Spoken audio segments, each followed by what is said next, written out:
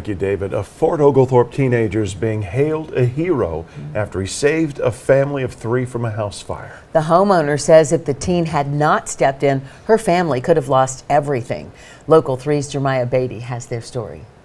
The fire was at this home on Walker Road. The home, once filled with love, is now charred and in pieces after a fire Paula Prack says her family never saw coming. That was our first home, the first home we ever bought. We've been there for almost 20 years. Paula says her family wrapped up Independence Day celebrations and was off to bed. She had no clue that outside her home, a fire was growing. Unfortunately, it was fireworks.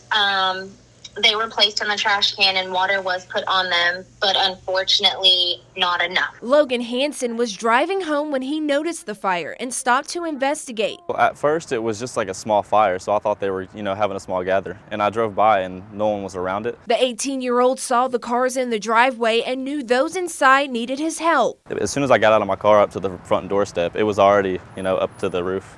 Logan grabbed a water hose and began helping Paula's husband battle the fire until fire crews arrived. His mother, Sandy, who was waiting at their home a few blocks away, became worried when he never returned home.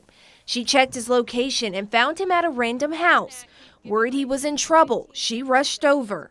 And when I pulled up, I saw emergency lights and smoke in my son's car, and I thought the worst. Instead, she found her son helping first responders. I'm over the moon proud of the young man that he is, and everybody that knows him goes, that sounds like Logan. Paula says if Logan had not acted as quickly as he did, she wouldn't know where her family would be. You really sit and think about it and you don't know where you'd be or, how the degree of how everything would be if he hadn't have done what he did. This is just the right thing to do. I think anyone should stop, and if they see a fire, they should act just the way that I did. For Local 3 News, I'm Jeremiah Beatty.